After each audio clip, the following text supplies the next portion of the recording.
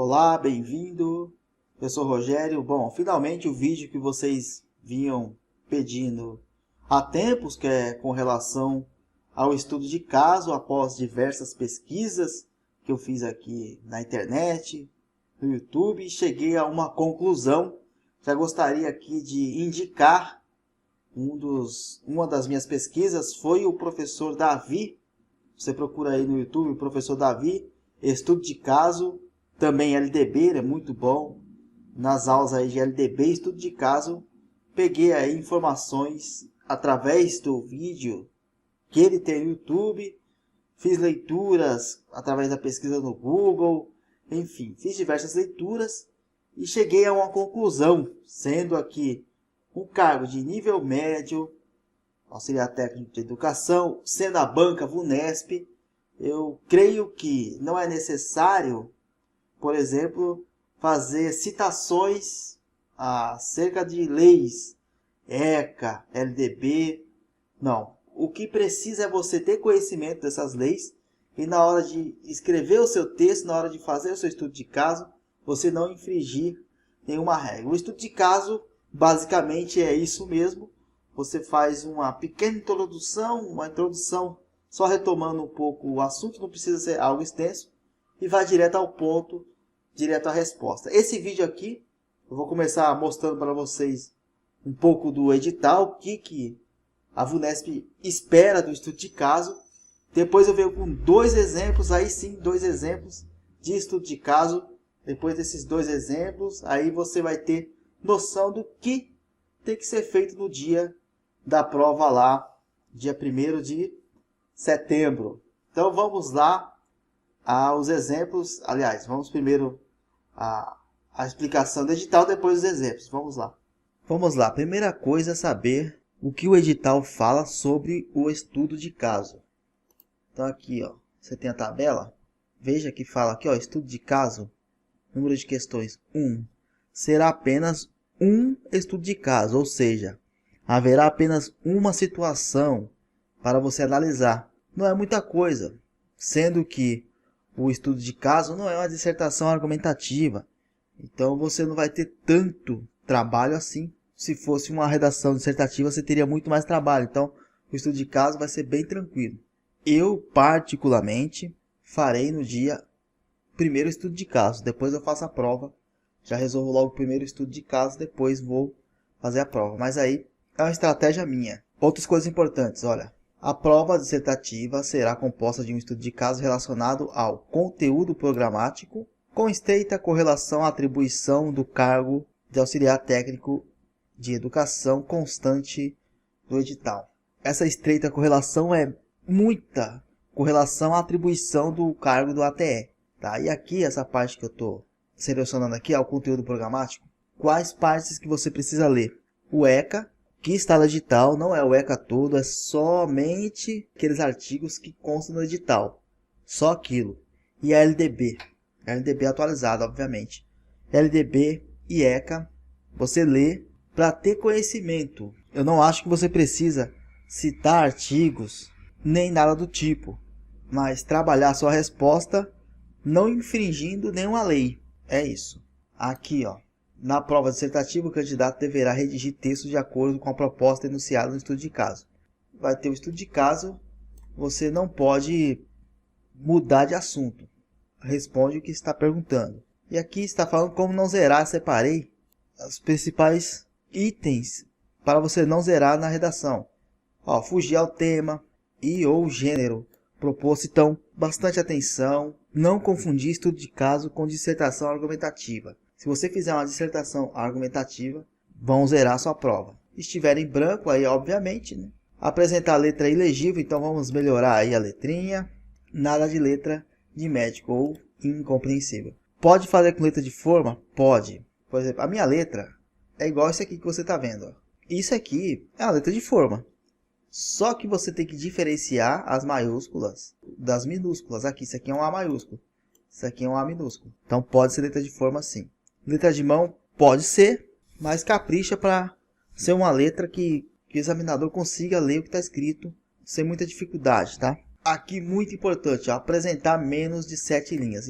sua resposta tem que ter pelo menos 7 linhas. E aqui a outra que eu marquei, que eu achei importante, for composta integralmente por cópia de trechos da coletânea ou de quaisquer outras partes da proposta ou de textos da prova objetiva. Vai estar o enunciado lá, não copie o que está no enunciado. Faz uma resposta com as suas palavras. Vamos partir agora para 2 exemplos. Peguei de provas anteriores e fiz a minha resposta em cima do que está escrito e vou explicar para vocês aqui. Bom, este aqui é o primeiro. Aqui está a questão 4, mas não importa a ordem dos fatores aí.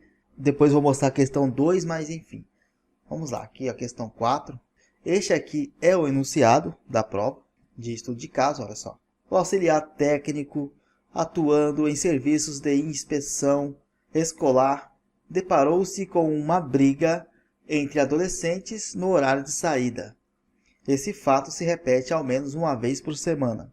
Aqui é o enunciado e embaixo vem um comando.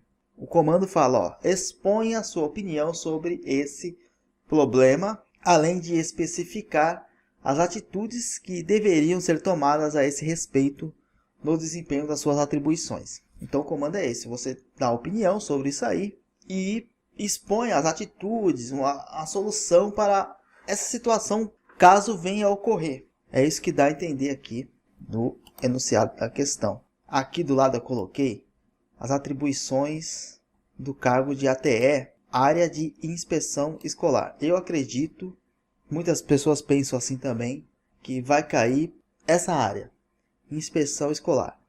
Então, lê, relê, trilê isso aqui. Você precisa saber disso daqui, as atribuições do inspetor de alunos, que no caso aí, bastante importante a leitura para quem nunca trabalhou em escola. Então, lê as atribuições, lê o ECA que consta no edital, só aqueles artigos que tem lá no edital, e a LDB. Dá para responder tranquilo. Na prova anterior, que teve estudo de caso, colocaram embaixo algumas atribuições, item 2, item 3, para o candidato se orientar. Pode ser que a VUNESP faça o mesmo, mas se não fizer, é bom você decorar isso aí.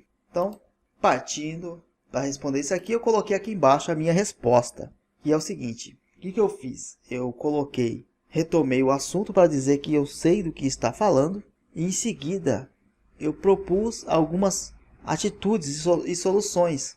Olha só, eu coloquei: é comum existirem brigas e conflitos entre crianças e adolescentes por conta da idade deles e também por estarem aprendendo a lidar com as diferenças. É uma fase de aprendizagens. Ou poderia pôr só aprendizagem, mas tudo bem. Aí aqui, ó, até aqui, ó, eu retomei o assunto que está aqui para dizer o que? Sei do que vocês estão falando sobre brigas na escola. Aí continua aqui, ó. O auxiliar técnico de educação deve entender esses conflitos como situações que podem acontecer a qualquer momento. Aí aqui eu coloquei uma vírgula, poderia ser E, mas eu coloquei uma vírgula no lugar do E. E esse profissional deve estar sempre atento às movimentações dos alunos. Redobrar a atenção na entrada, nos intervalos e na saída, que são os períodos que normalmente acontecem esses conflitos. E ter a consciência de que é responsabilidade do auxiliar técnico pela disciplina dos alunos nesses períodos, pois não estão mais sobre a incumbência do professor. E em caso de conflito, providenciar a retenção da briga e imediatamente comunicar o fato à direção escolar. Então aqui eu falo que vou reter a briga. Você não vai falar que vou separar a briga. Coloca com as palavras mais bonitinhas.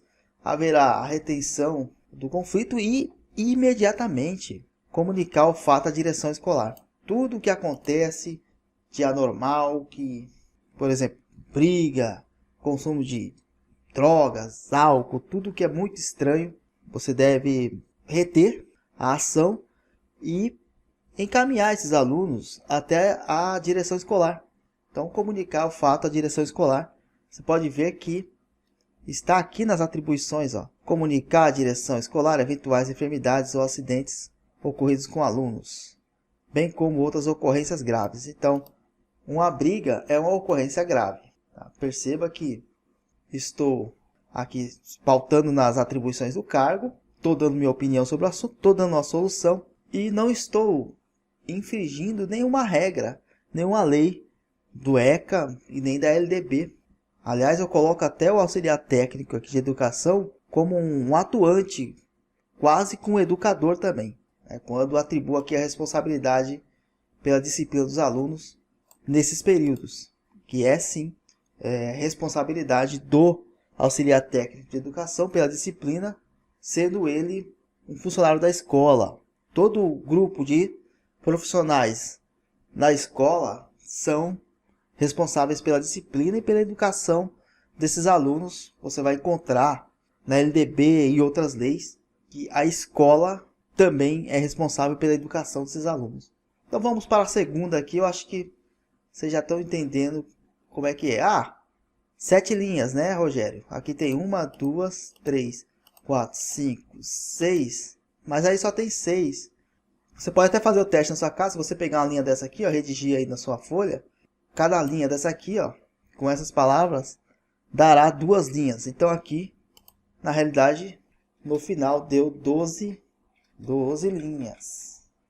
Então, perfeito. Com certeza eu não ia zerar. Pelo menos zerar eu não ia nessa resposta aqui. Mas é mais ou menos o caminho é esse, pessoal. Vamos ao outro exemplo. Essa segunda aqui eu já achei um pouquinho mais complicada, mas deu para trabalhar em cima aí. Vale lembrar que na resposta você não vá respondendo a solução direto ao ponto. Sempre retoma aquele assunto que já está no enunciado, para depois sim você dar a sua resposta, que vai dar tudo certinho. As atribuições do cargo, do lado aqui a questão, vamos lá. A participação em programas que visem a prevenção do uso indevido de substâncias nocivas à saúde dos alunos está entre as atribuições do cargo de auxiliar técnico de educação. Então aqui vai falar um pouco sobre a prevenção do uso de substâncias e tudo mais. Disserte sobre como deve ser encarado esse grave problema que frequentemente tem origem nas próprias unidades escolares. Então aqui eu parti da seguinte maneira. Coloquei aqui, ó, como resposta. Eu daria essa resposta no dia. Atualmente, o crime organizado vem gerando muito lucro através do tráfico ilícito de drogas. É possível que traficantes pratiquem essa comercialização ilegal aos arredores da escola, facilitando assim o acesso dos adolescentes aos entorpecentes. Então, drogas dentro da escola é uma realidade passível de ocorrer. Então aqui eu dou uma explicação de consciência de que pode acontecer sim de ter drogas dentro da escola. Claro que eu não vou escrever assim, existe droga sim dentro da escola, ou na escola pode ser que tenha drogas. Não, escreve mais ou menos explicando uma situação social geral e tá tudo bem. Claro, não precisa explanar muito o assunto, seja sucinto para explicar essas coisas aí. Aqui até explanei um pouco demais, mas ao meu ver ficou bom. Aí depois eu continuo. Portanto, é importante... Aqui faltou um quê? Bom, ainda bem que... Aqui eu posso errar, não posso errar no dia, né, gente? É importante que o auxiliar técnico em educação esteja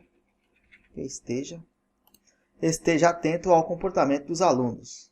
Ficar observando os corredores da escola esporadicamente para evitar que algum aluno faça um consumo isolado.